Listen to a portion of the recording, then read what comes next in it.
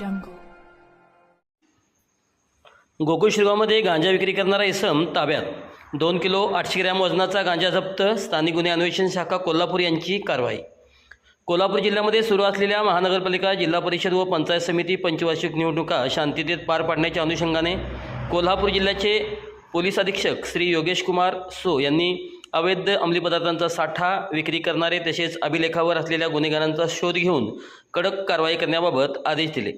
माननीय पोलीस अधीक्षक सो यांनी दिलेल्या आदेशाप्रमाणे स्थानिक गुन्हे अन्वेषण शाखेचे पोलीस निरीक्षक श्री सुशांत चव्हाण यांनी स्थानिक गुन्हे अन्वेषण शाखा कोल्हापूरकडील पोलीस अधिकारी व अंमलदार पथक तयार केले व त्यांना अंमली पदार्थांच्या विक्री करणाऱ्या इसमांची माहिती काढून सदर व्यवसायाचे समूळ उच्चाटन करण्याबाबत सूचना दिल्या. सदर पथकापैकी सहाय्यक पोलीस निरीक्षक सागर वाघ यांचे पथक अंमली पदार्थ विक्री करणाऱ्या इसमाचा शोध घेत असताना त्यांचे पथकातील पोलीस अंमलदार विशाल खराडे व महेंद्र कोरवी यांना गोपनीय बातमीदारामार्फत माहिती मिळाली की गोकुळ शिरगाव पोलीस ठाणे हद्दीमधील मसोबा मायवाडी येथे राहणारा इसम नामे विनायक पाटील हा त्याचे राहते घरी गांजा या अंमली पदार्थाची चोरून विक्री करत आहे अशी माहिती मिळाली.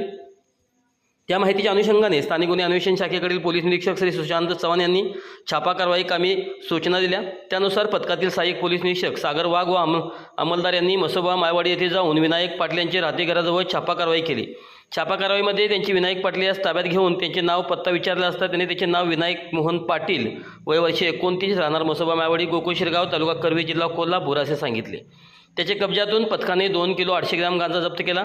त्याचप्रमाणे ताब्यात घेतलेल्या इसमाची अंगझडती घेतली व त्याच्याकडून मोबाईल, हँडसेट असा एकूण 66,000 रुपयाचा मुद्देमाल 2 पंचासमक्ष जप्त केला.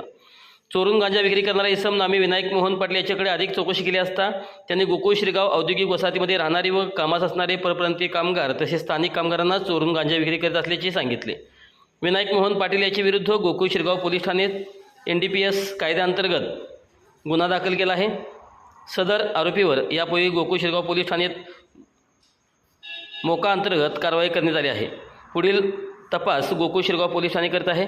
सदरची कामगिरी माननीय पोलीस अधीक्षक श्री योगेश कुमार सो, अप्पर पोलीस अधीक्षक डॉक्टर DB धीरज कुमार सो, उपविभागीय पोलीस अधिकारी कर्वे विभाग श्री सुजित कुमार क्षीरसागर यांचे मार्गदर्शनाखाली स्थानिक गुन्हे अन्वेषण शाखेने पोलीस निरीक्षक सुशांत चव्हाण, सहाय्यक पोलीस निरीक्षक सागर वाघ, पोलीस उपनिरीक्षक जालिंदर जाधव, पोलीस अंमलदार वैभव पाटील, विशाल खराडे, महेंद्र कोरवी, संतोष बर्गे, शिवानंद मठपती, प्रदीप पाटील, अरविंद पाटील, गजानन सुगुरव, संजय हुंबे, अशोक पवार, अनिल जाधव, राजेश राठोड, महादेव कुराडे यांनी केले आहे.